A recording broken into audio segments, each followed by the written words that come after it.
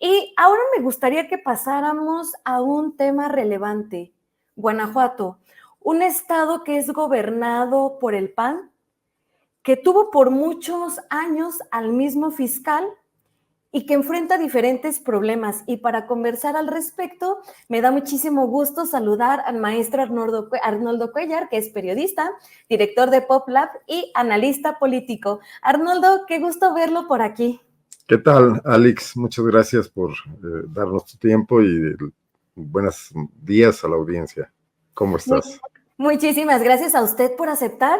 Y si me permite, pues vamos a empezar porque me gustaría empezar de tiempo atrás esta entrevista cuando llegó en 1991 a gobernar el PAN a Guanajuato.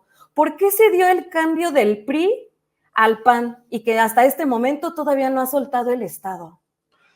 Bueno, yo creo que había un gran desprestigio de los gobiernos priistas, había mucha corrupción, estaba el tema que ya muchos no recordarán, bueno, tú por ejemplo que no habías nacido entonces, del dedazo presidencial. Los gobernadores priistas eran elegidos por el presidente de la República y se los imponían a las militancias locales del PRI. Desde luego, pues los fenómenos de la cargada, cosas que muchos ya no recuerdan, el que llegaba ungido desde la Ciudad de México, normalmente un funcionario federal, algún tipo que había hecho carrera en la política nacional, pues tenían que sumarse todos a su candidatura. El último gobernador priista en Guanajuato fue Rafael Corrales Ayala, un político ya de edad, de 60 años, cuando llega a gobernar, que había sido funcionario federal en la presidencia de la República, en el PRI, en gobernación, en la Lotería Nacional, que realmente tenían poco arraigo en los estados. Pero también unos años antes de esa década de los 90, en 1982, había ocurrido la nacionalización de la banca que ofendió mucho a la clase empresarial de todo el país y a la clase empresarial de los estados. Ahí es cuando se da este quiebre donde, por ejemplo, a la vuelta de unos cuantos años, Manuel Cloutier, que había sido un dirigente empresarial muy vinculado a los gobiernos priistas, pasa al PAN y se convierte en candidato presidencial en el 88. Bueno, en Guanajuato ocurrió algo similar.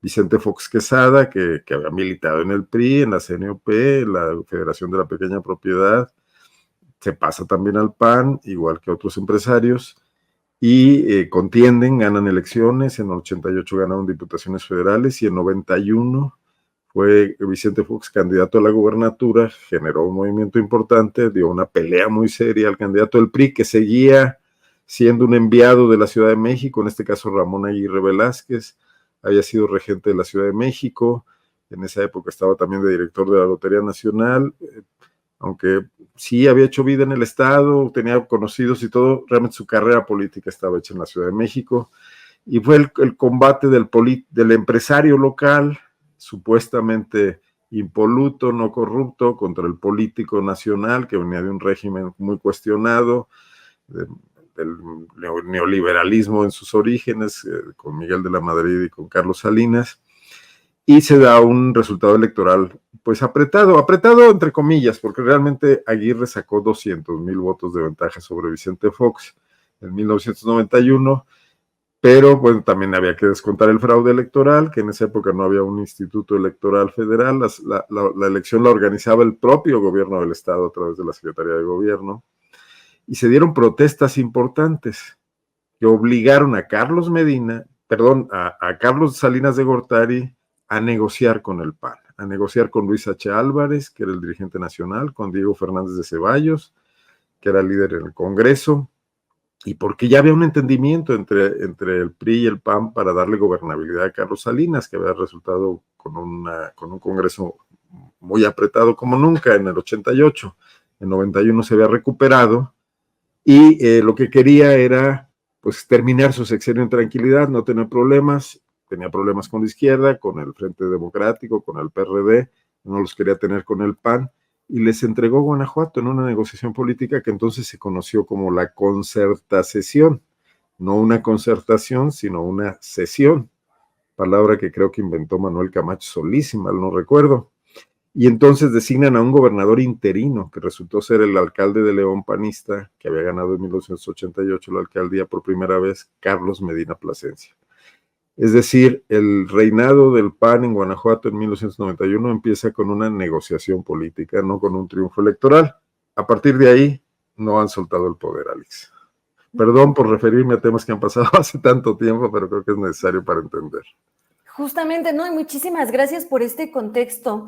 Y justo el gobernador actual, que es Diego Sinue, está a poco tiempo de concluir su mandato. ¿Cuál es el saldo de su administración y qué pasará con él después de finalizar este mandato? Bueno, acabamos de publicar en PopLab un dossier con 3 perfiles. Creemos que son funcionarios. Ahorita voy a explicar por qué elegimos a estos 3. Diego Sinue tiene una campaña de publicidad muy fuerte, mucho gasto en redes sociales, en periódicos, etcétera, en medios de comunicación electrónicos, que se llama El Legado, es decir, lo que él le dejó a Guanajuato. Nosotros decidimos investigar el otro legado. Diego Sinue termina, deja rezagos importantes. Yo no voy a decir que es su entera responsabilidad, creo que hay una quiebra del modelo panista que cumple ya 33 años en Guanajuato, pero Diego Sinue no hizo absolutamente nada por renovar la forma de gobierno del PAN, por refrescarla, siendo que es una persona de otra generación, es el primer joven que quizás llegó a la vida pública, no, llegó a la mayoría de edad, a sus 18 años, cuando el PAN ya era el gobierno en Guanajuato, que creció con el PAN, que podía haber hecho algunas cosas diferentes, no las hizo, se dedicó a defender mucho su gobierno solo con gasto público en publicidad y nunca a entrar a fondo a los problemas. Entonces tenemos el grave problema de la inseguridad, que siempre se refugian diciendo que se trata de delitos federales los que ocurren mayormente en el Estado, cuando esto no es cierto, no hay delitos de toda índole, los homicidios son delitos del fuero común. No atendió el problema de las adicciones crecientes, que en buena medida están en la raíz también de los conflictos de violencia que se viven. No cuidó el tema de los bajos salarios que permitieron el crecimiento de la infraestructura manufacturera del Estado, le tocaba a él. Ya sus antecesores habían hecho la tarea de traer grandes empresas a Guanajuato, de tener mucha oferta de empleo, pero ahora seguía la parte de mejorar los salarios, porque tenemos un problema también creciente de desigualdad. Ese modelo de crecimiento basado en la inversión extranjera, sobre todo, no ha logrado no digamos resolver, sino que ha agravado incluso los temas de desigualdad en Guanajuato, y eso está muy claro en las mediciones que se hacen por diversos organismos internacionales y nacionales, ¿no?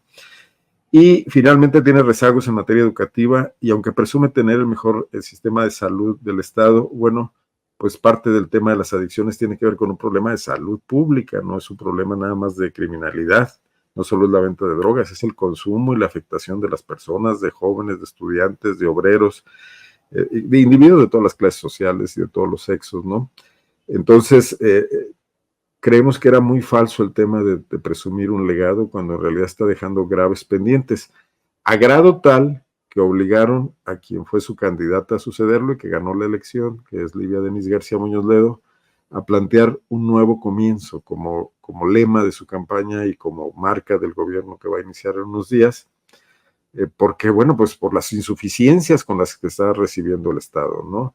Y a tomar la decisión de concluir el ciclo de los 2 personajes que aparecen también en estos trabajos, que son el fiscal Carlos Zamarripa, al que tú ya hacías referencia, que cumplió en febrero de este año, 15 años al frente de la Fiscalía y de la Procuraduría de Justicia, de la función de perseguir el delito en Guanajuato, donde todas las evidencias muestran un gran fracaso, y de Alvar Cabeza de Vaca, que de alguna manera es compadre de Zamarripa, es amigo de Zamarripa. Él logró que se le pusiera de secretario de Seguridad en 2012, cuando él recibe su primera ratificación, y que cumple también 12 años al frente de su cargo en la prevención en la Secretaría de Seguridad Ciudadana de Guanajuato, y bueno, pues también con pésimos resultados en cuanto a la previsión y al incremento de los delitos. Hicimos la cuenta, las carpetas del secretariado, que reporta el Secretariado Federal de Seguridad Pública, nos dan la suma de 1.4 millones de carpetas acumuladas en los 12 años por delitos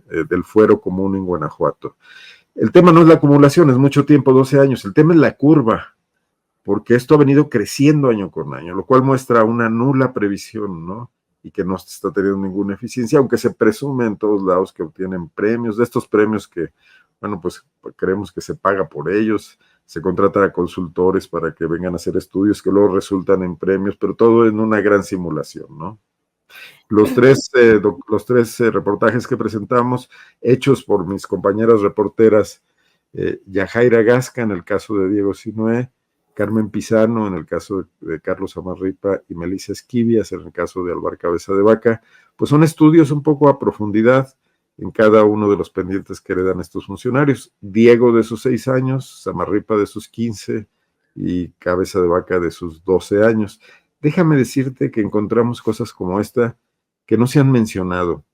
De Samarripa se han dicho muchas cosas. El presidente lo atraía como piñata en la mañanera. Hay una clara imagen de que es un funcionario que ha quedado a deber muchísimo, que ha ejercido un poder desmedido en tiempo también y que no ha logrado resolver ni atender los problemas de la impunidad en Guanajuato, que es lo que a él le toca, el combate a los delitos que ya se cometieron.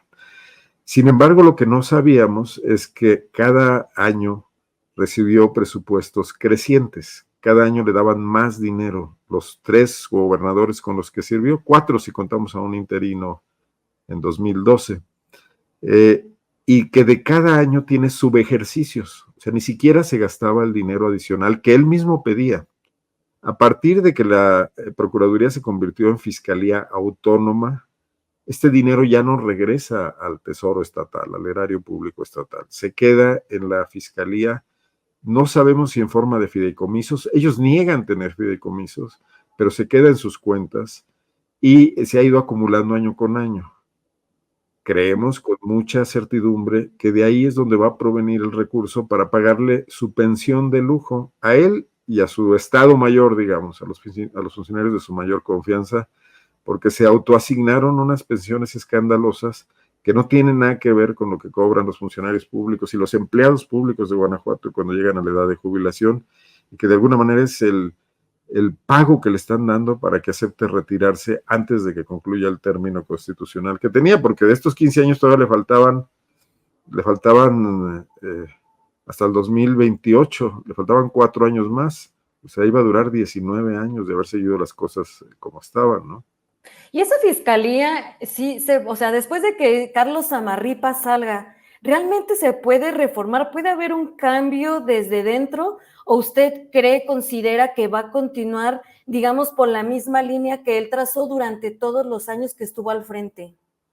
De entrada, la llegada de un nuevo fiscal va a cambiar muchas cosas. No es lo mismo tener 15 años en un puesto, 12, 10 años, como venía él acumulando, ser de alguna manera el más viejo de la comarca, el que conoce todos los rincones, el que tiene toda la información, el que ha logrado formar una estructura que le es absolutamente leal a alguien que llegue nuevo. Ahí hay un hándicap, alguien tendrá que llenar ese vacío. Samarripa no era particularmente eficiente para muchas cosas, pero sí lo era para servir a sus jefes panistas y también a una buena parte del sector empresarial de Guanajuato que confiaban en él porque sí tenía un sesgo en su trabajo de persecución del delito. Había preferencias, no todos éramos iguales en Guanajuato como ciudadanos cuando presentábamos una denuncia penal, ¿no? Se quejan mucho de esto los abogados que litigan en los ministerios públicos. Hay carpetas que no avanzan nunca y otras que avanzan muy rápido. Eso yo creo que va a cambiar. Llega una nueva visión, no sabemos si para bien, no sabemos si para mal, pero por lo pronto el tablero cambia, ¿no? La estructura está muy hecha y a lo mejor hay gentes muy expertas que necesitan también un liderazgo diferente para dar mejores resultados. Ahora no va a ser de la noche a la mañana, pero también se necesita que la gobernadora Livia Denis García no haga lo que hicieron sus antecesores, Miguel Márquez y Diego Sinué Rodríguez, que sencillamente se desentendieron, se lavaron las manos, no quisieron saber nada del tema de seguridad y dejaron eso como un terreno para la Fiscalía y para el secretario de Seguridad. No obstante que el secretario de Seguridad sí está en su gabinete, ese no es autónomo, ese depende del gobernador, él lo nombra, o lo puede remover si no funciona. Pero se lo encargó al fiscal. Hicieron un núcleo de poder muy duro donde pues no entraba nadie a supervisar, ante nadie rendían cuentas. El Congreso es una caricatura, el Congreso de Guanajuato hasta el próximo 25 de septiembre tiene una mayoría panista calificada con sus aliados del PRI, y ahí no pasa nada, ¿no? Es una oficialía de partes del gobierno local y es absolutamente el aval de las trapacerías que se realizan. No se combate a la corrupción, por supuesto. Los magistrados y jueces, magistrados y consejeros del Poder Judicial que se nombran son los que les manda el gobernador, mandan ternas de uno donde ya viene el dedazo de antemano.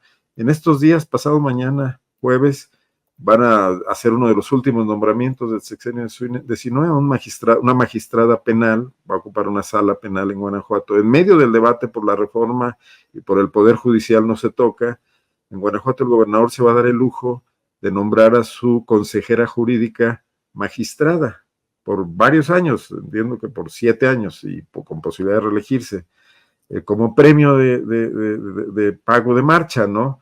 Entonces, pues lo esperamos que cambien algunas cosas, que atendiendo a esta eslogan de campaña, pero que también fue muy necesario para mantener el control político panista frente a otras fuerzas políticas, sobre todo Morena, la nueva gobernadora sí planteé, si no un nuevo comienzo, que suena muy ambicioso, muy cinematográfico y es difícil de pensar que puede ocurrir, por lo menos cambios sustanciales en algunas de las malas prácticas políticas que hemos vivido en Guanajuato pues desde hace muchos años. No te voy a decir que todos los gobiernos panistas fueron malos, yo creo que hubo buenos gobiernos panistas que sí cambiaron las cosas en comparación con lo que hacía el PRI, pero de eso hace mucho tiempo, ¿no?